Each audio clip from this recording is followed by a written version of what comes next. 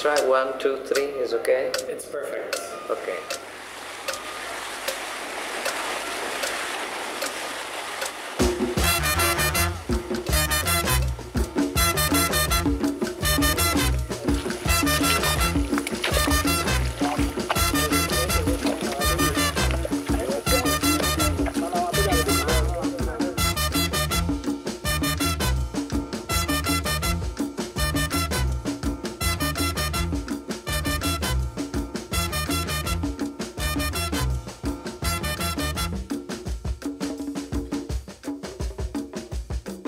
At the end of September 2011, I went on a 9-day fact-finding mission to the delta of the Niger River. My knowledge about Nigeria was rather superficial. It was mostly what I had read on Wikipedia and a couple of international reports. The country has over 160 million people of population. They speak 40 local languages, and English is one of the official. Muslim to the North Saharan part and Christian to the Delta in the south. Nigeria is often in the international news because of the terrorism on religious basis and the violence caused by militants in the oil production regions. I was the most inexperienced from a group of environmental activists and media people coming from Italy, France, UK and Bulgaria. The group was about to investigate the deeds of some of the biggest names in the oil business.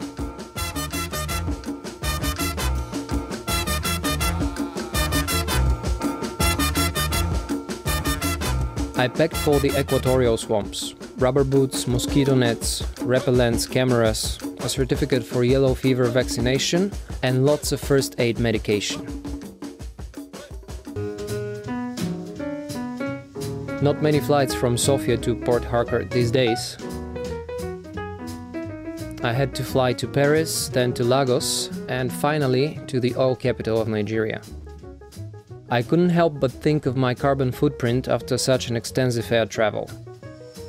It seemed a bit ironic that we were to investigate the petrol operations in Nigeria and causing the use of all that kerosene in the same time. Kerosene that could have been derived from Nigerian oil.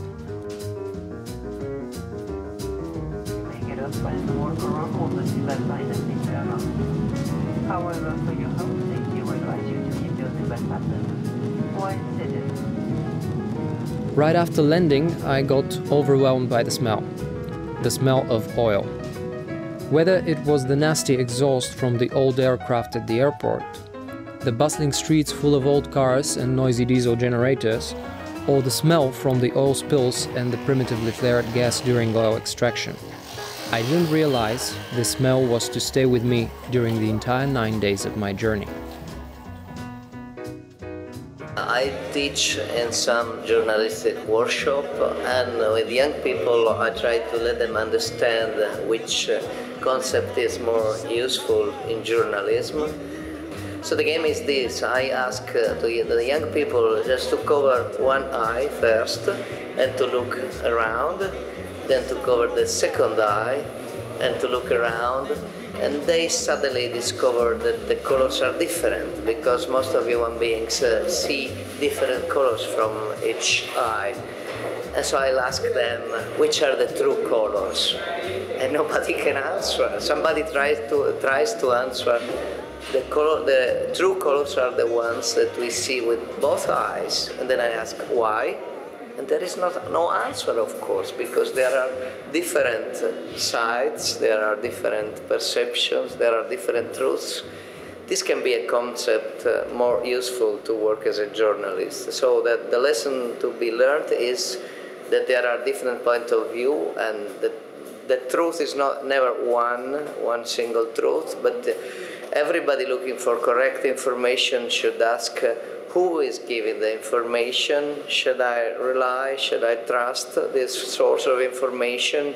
And choose wisely. This is the lesson to be learned. EU imports 80% of the oil and 60% of the gas. We are the world's largest energy importer. Around 20% of Nigeria's oil is consumed within the Eurozone. Nigeria is now the largest oil exporter south of Sahara and number 8 worldwide, shipping officially some 2 million barrels of oil per day and maybe up to 4 million according to unofficial estimates. Counter logic, almost all the refined oil consumed within Nigeria itself is imported.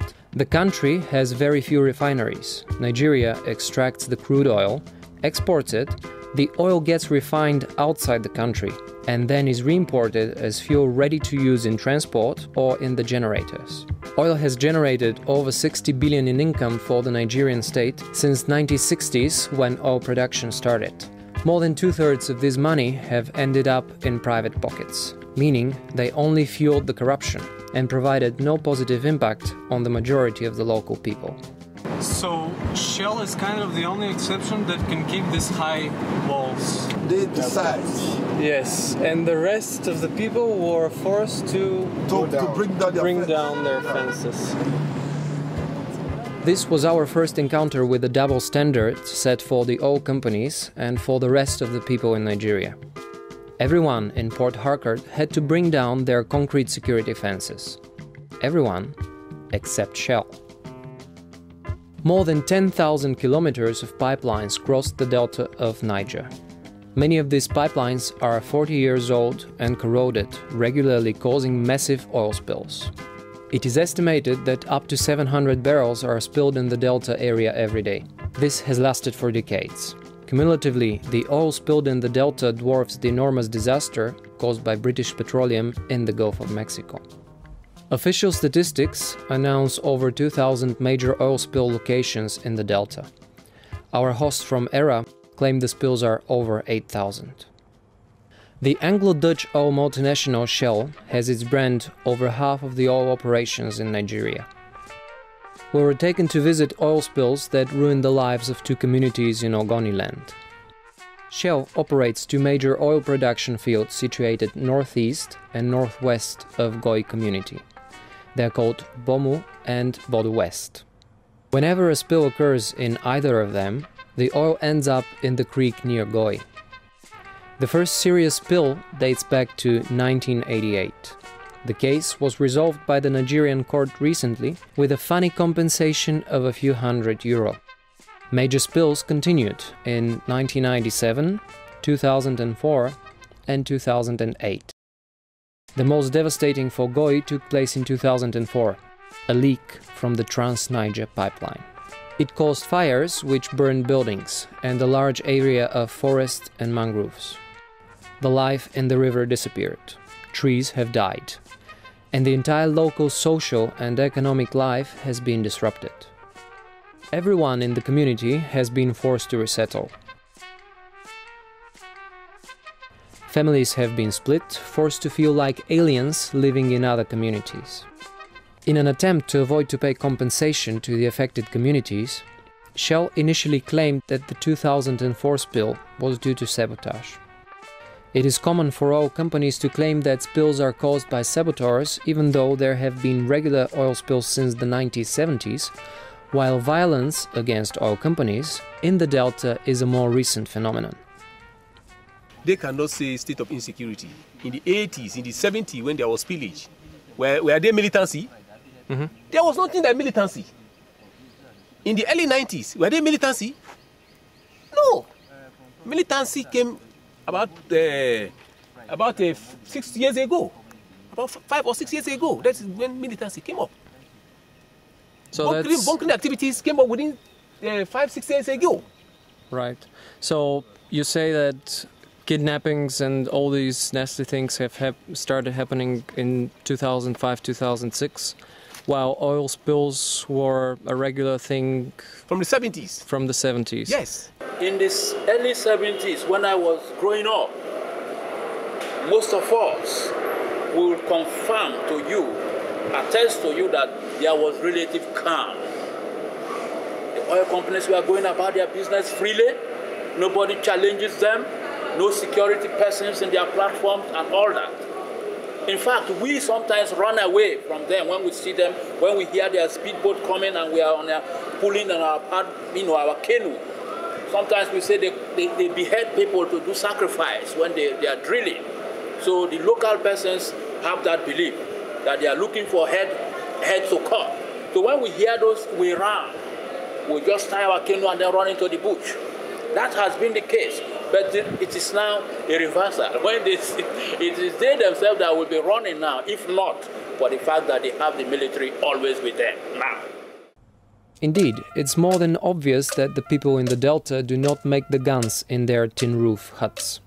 They get them from outside. Later on, Shell has tried to refer to the 2004 spill as a legacy spill, implying that the spill has occurred from another company's operations, but the only oil field where the spill could have come from is Shell's own Bomo oil field. Local villagers blame the poor state of Shell's oil pipelines and the history of inadequate maintenance for the spills. Mr. Du, local leader and businessman from Gooi community, filed a lawsuit against Shell in 2007 in a Dutch court in The Hague, the Netherlands. Because of the spill, he lost his fish farm and a bakery, both of which have been established by his father, who was employing 200 people in the community. Shell has repeatedly tried to argue that the case should be heard in Nigeria rather than the Netherlands, a prospect which could delay the judgment for decades. I'm the one who sued Shell in the Netherlands. Why were you entitled to do it personally? Why I do it personally is that, as at then, when we brought in international observers to see the environment, we were advised not to take money from Shell. All of a sudden, you know, Shell are very smart. They now brought in some little coins, and the community became divided. And people who want to take the money took the money. I was not involved. Nobody asked me to have a fair share of what was going on. So I decided to sue Shell in my own name, not the community name, because of my investment. But you say Shell just gave some little money to people who gave up looking for justice then? Yes, that's what Shell did, because our people are hungry. Yes. And they cannot see little money, and people who are hungry, if they see something, they must eat. But those who doesn't want to compromise it, ignore it. I personally ignored what they brought, and I instituted the case in the Netherlands. And I believe I will get justice there. I am paying tax to the government, Federal Government, the Republic of Nigeria. I have registered my business under the law. And Shell is also registered.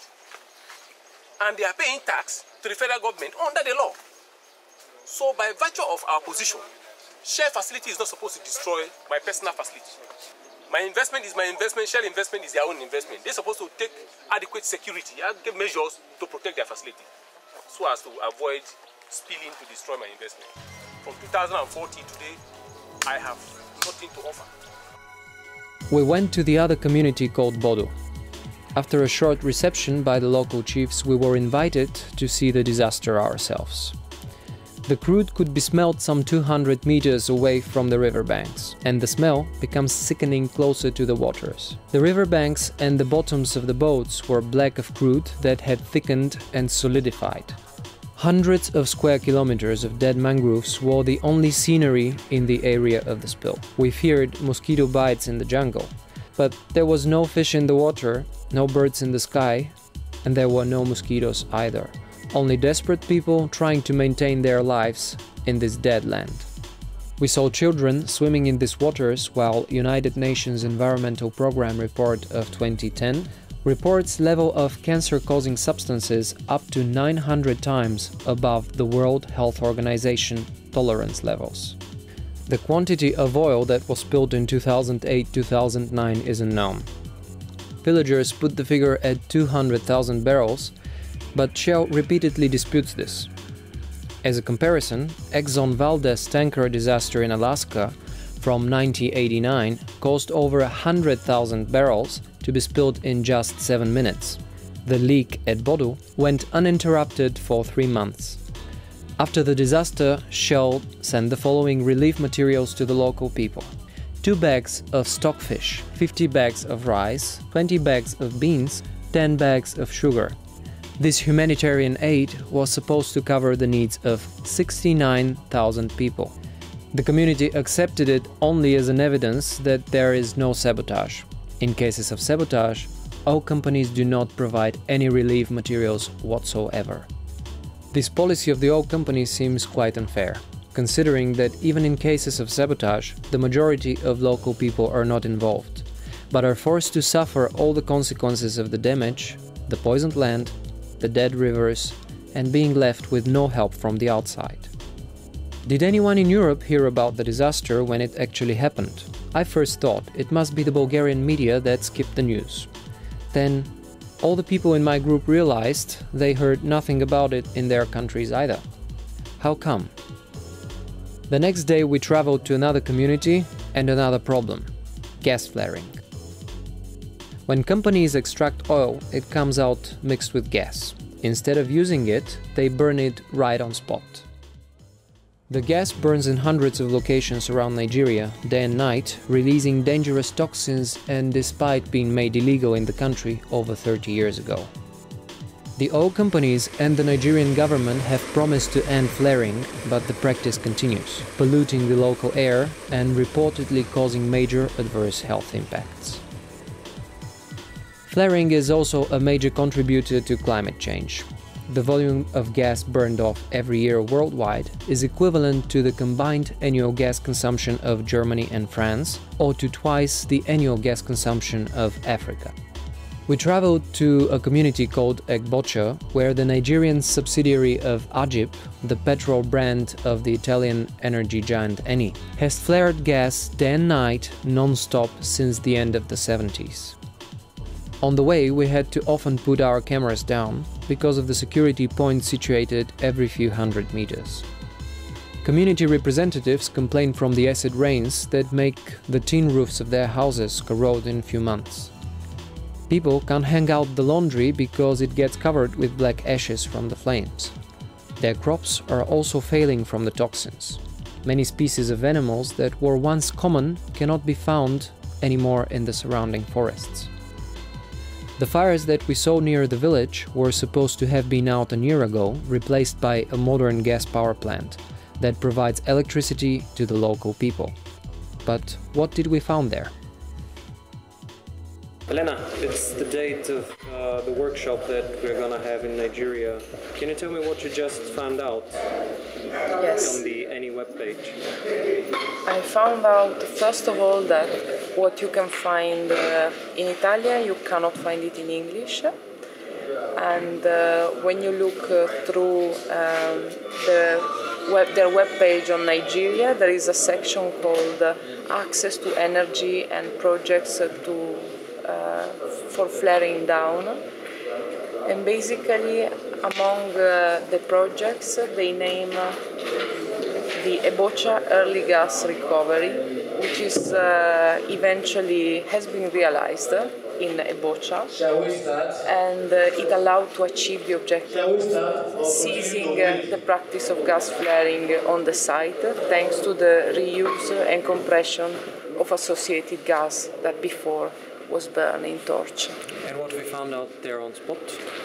On spot we found out a very, very old plant, extraction plant, with very old pipes, a huge lake of wastewater and toxics from extraction that was just open air on the field in the middle of the community, and several gas flares, very, very big ones. So we are really wondering where is this facility and when gas flaring finished in Egbocha. Thank you, Elena. But in 2009, it was nominated by the Dow Jones as the most sustainable company in the world. So I heard it from the voice of someone working in a big private investment bank in Italy. He told me, how is it possible that an oil company, never mind which company, but how is it possible that an oil company gets the prize as the most sustainable company in the world when the oil business is just not sustainable in itself? Short travel away from Egbocha and we enter a place where the French oil giant Total operates, the land of Egi. Total's website represents the company's collaboration with the Egi community as a success story, highlighting the signing of a Memorandum of Understanding in 2007 and the adoption of an Egi community's Integrated Development Master Plan in 2009. But quite a different story emerged when we visited the community in River State ourselves. Oil exploitation began in 1964, and Total started to occupy a significant part of Aggie's land, seriously damaging the environment and compromising village livelihoods. Total has made an electricity power plant, but it does not supply electricity to the Aggie people. Their land has been compulsorily seized by the government, with no compensation provided. And now, an endless concrete wall surrounding the power plant is fragmenting the land of Aggie people. The promised development never came. The expropriation of land without compensation is permitted under the Land Use Act of 1979. The victims of this law since then are countless. In Nigeria, billions of cubic meters of gas are burned and wasted every year just like that. Gas equal to over 15 million cars that work day and night. And what do we do in Europe? We start looking for crazy ways to subsidize gas or to extract unconventional gas, such as fracking for shale gas. The American company Chevron was planning to do fracking for shale gas in my side of Europe, in Bulgaria. They were promising bright future, energy independence from Russia and minimum risk for the environment. Considering their recent record in Latin America and knowing a story from Nigeria from 1998, when the company transported Nigerian troops to extinguish a peaceful protest near one of their operational sites, I just couldn't help but ask here and there for some more stories on Chevron. One guy we met during our travel explained Chevron is the best oil company in Nigeria, taking care of their workers, maintaining labor unions and so on and so on. Wow, a good oil company, was my reaction. Then he handed over his business card and I read he was a worker of Chevron. Then I got an arrangement to make an interview with a female rights activist who works with women from communities situated near the Escavos oil terminal of Chevron. Here's the story. Because of the patriarchal practices in the region, women do not interface with Chevron management the way the community leaders, which are mainly men, and the youth leaders are interfacing with them. Maybe some of the people who say that Chevron is doing well are some of those men that benefit from a little bit of contracts from Chevron, but the women are not benefiting in any way because the environment is impacted and because they've been displaced from their livelihood and because of the oil politics that is being played around that region, there has always been conflict.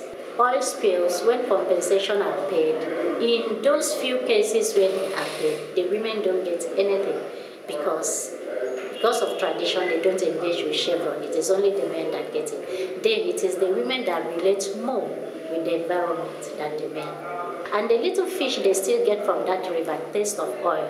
Chevron used to provide a boat for the women to take them from the community to Warren. Then after some time, the boat was withdrawn. And the women demanded that the boat should be returned because withdrawing that boat meant cutting them off from other parts of the state. And when Chevron refused, the women used their paddle canoes and tied them across the canal where the Chevron exchange boats used to come from Escravos to the Bitaye fuel station to pick up staff. So the women blocked that place and said the Chevron boat will not cross to enter the fuel station. And what did Chevron do? How did they respond? They brought gun boats and then they sunk the canoes of the women. 2 women got drowned that day. They sunk the canoes of the women. 2 women got drowned. They passed and did their whatever. But though at the end they were able to restore the boat back to the women. There were promises of microcredit scheme. There were promises of skills acquisition that have not been realized. There were promises to build women development center where women can go to learn skills because their traditional means of livelihood have been destroyed. That has not been realized. There were promises of microcredit scheme that started but was disrupted by communal conflict. And after that communal conflict, they did not go back to that program. And there were also promises of giving women small contracts of running the food canteen and all that. That also. has not been, that also has not been realized. On the fourth day of our stay, we headed to Kwale and Okpai, another two communities living near oil fields operated by Agip. We were welcomed in Kwale by the local chiefs and we heard their story. Agip had promised development but kept none of the promises. A few years ago, Agip has signed a memorandum with the local community in Kwale. For example, in the memorandum they promised 1 kilometer of sewage and made it. And how they made it. 1 kilometer of open ditch ending in the middle of the street and causing actually bigger problem than before. They promised roads, we saw mud. We also saw one of those elevated water tanks. They are almost in every village in Nigeria and never work. They are supposed to make the life of the people a bit easier. But someone has taken the money to build them and it all ended up there. We went to the oil field by crossing the river on an ancient ferry, famous for its occasional accidents, sometimes ending up with casualties. We approached Okpai community, which is right next to the oil operations. On our left were the huts of poor people. On our right, we were passing by the corroded pipes, transporting the gas from the oil wells to the flaring points. Here, just like in Agbocha, and despite the promises, the gas was still burning day and night. While on the webpage of Eni stood a proud message that burning should have been ended up 3 months prior to our visit. About the reduction of gas, no? They say that they are using associated gas to produce electricity. So what was the quantity of the reduction that they did, and what was the situation with gas flaring in Kwale? And what they declared, they gave some numbers about the reduction of emissions in the atmosphere, and then they said that this was in May 2011, they said by June 2011, gas flaring is going to be over in Kwale. So I don't need to say it in front of you because you come from there, some people here come from there, but gas flaring is still going on that spot. So you see, this is the company. We are talking about serious violations of human rights. This project was supposed to receive funding through the Clean Development Mechanism under the Kyoto Treaty. I truly hope they don't get any money for these lies. Failing to verify that flaring is not over has no excuse. The people who have to check don't even have to do all the travel. After all, the flames can be seen from space. The shocking discoveries were far from over. In Okpai, people complained that for the construction of the power plant by Agip, a lot of sand was excavated from the river bank. This caused terrible erosion, and the marketplace of the village, together with about 50 houses, have been swallowed by the river. We were listening that story with dismay. An old man must have seen our faces, and he brought us a picture of his destroyed house, showing there were buildings right next to where we stood and where the river was now floating. A deserted medical center was also reminding the time before the erosion started. The power plant itself was not visible on public satellite images on the internet, like it is not a private ownership, but a very important military secret. Next to the power plant again, we saw houses of extremely poor people with no electricity at home. These huts were next to the military checkpoint and the fence of the power plant. Our Italian colleagues have requested in advance to visit the plant, but nobody from the group was allowed to enter. We were escorted out of the island by a military patrol car. At a great risk, we turned where the gas flaring points are to take footage of the flares. No one followed us, but our hosts in the car were in panic. Then we left the island on the same old ferry. The Italian photographer and I were angry because we both missed the chance to make some important shots. We both wanted to make some night shots of the gas flaring, and when we were denied, we got even angrier. It was only the next day that we learned that there have been threats for our lives. The coordinator of the mission in Port Harcourt didn't sleep all night long, and 8 heavily armed guys have been watching for our security till the morning. 2 of them even stood on the rooftop of the hotel in the heavy equatorial rain that poured that night. 2 people from the community leaders have been threatened with death if they are seen out of town. This is the Chevron case, gas flaring activities in Olomoro Ole.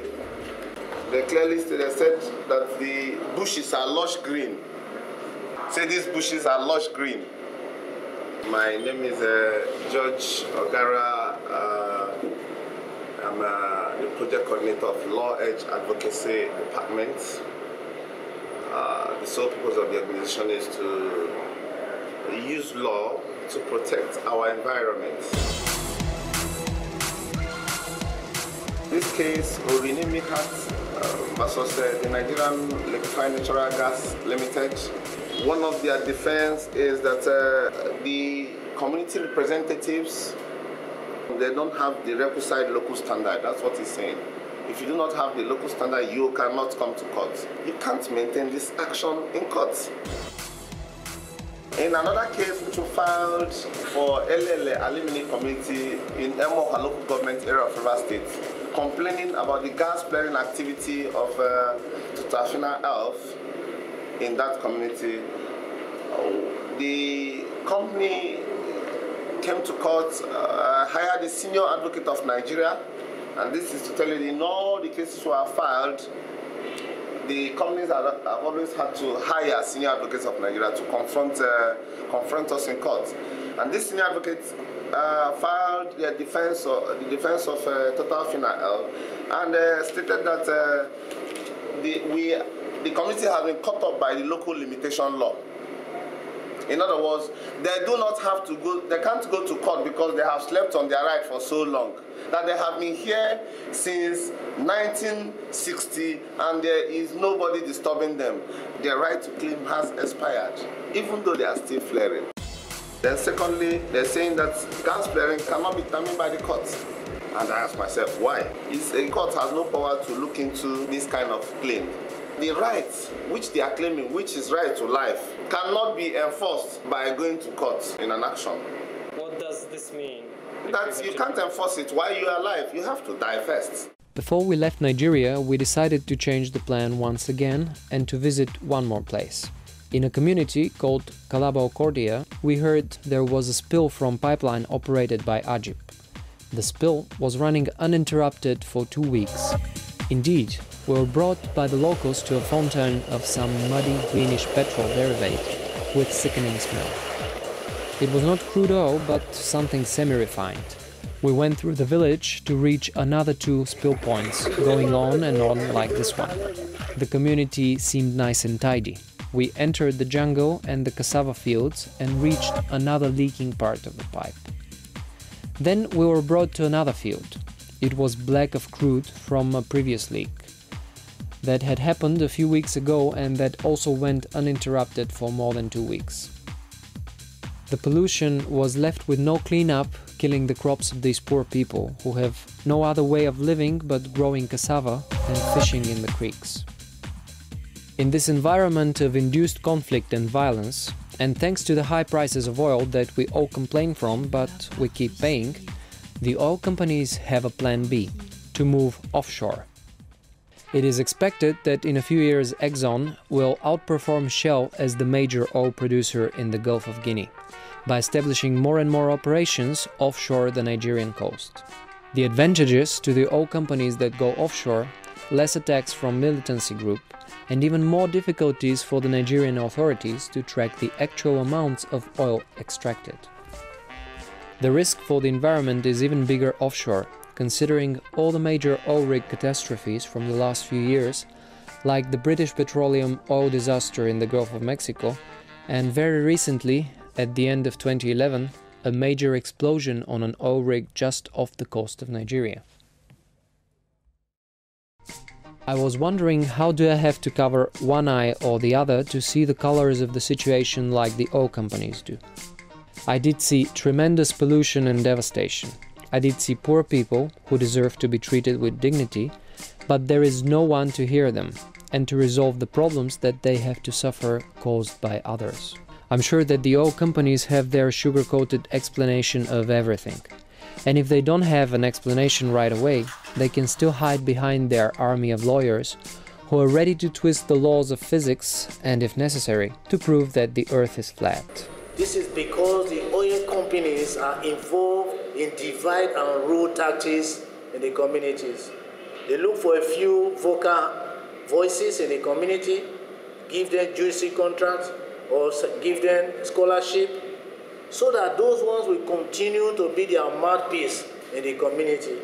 I asked the executive director of Chevron a question. I said, when will Chevron end gas flaring in the Niger Delta? And he said because of all the disruptions of the activities in the Niger Delta, that it is difficult for them to tell when they will end gas flaring in the Niger Delta, which to me and to every other person means that there is no plan to phase out gas flaring. And we all know the impact of gas flaring on the general population of the people and specifically on women, because it has effects on the reproductive system of women. It impacts on fertility, it impacts on childbirth, it causes cancer, it causes skin diseases and respiratory infections. And they don't take the community people as if they are human beings. Why this situation? It's because people became so enlightened, people like Ken Saro-Wiwa, to ask questions that why must the environment continuously suffer degradation, pollution, and then nobody talks. So when people begin to ask questions, that was when this conflict came up in the oil industry.